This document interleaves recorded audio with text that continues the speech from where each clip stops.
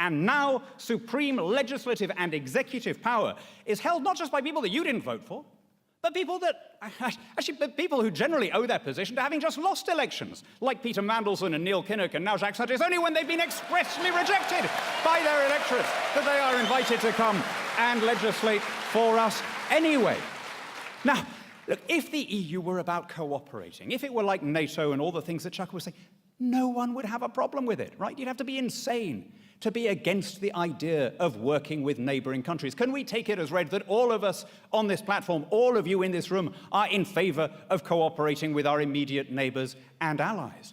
The problem is that it presumes to legislate for us, that it wants to take on the attributes and trappings of statehood. No one is talking. I mean, Nick trotted out all the cliches about drawbridges and throwing away keys. No one is talking about isolation. Nowhere else in the world do countries apologize for wanting to live under their own laws. You know, New Zealand is not about to join Australia. And we don't go around saying, oh, these dreadful Australo-skeptics, when are they going to understand that they're a small offshore island clinging to outdated notions of sovereignty, right?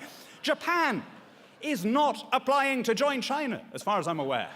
And people don't say, oh, these bigoted Sino-skeptics, when are they going to get it through their heads that they've lost their empire? It is a natural, healthy thing for a democracy to live under its own laws while trading and cooperating with every other country in the world.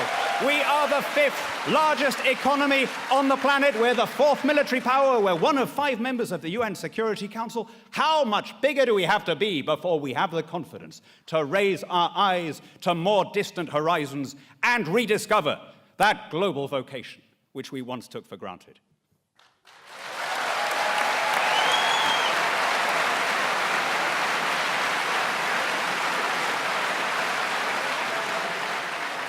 Daniel Hannan.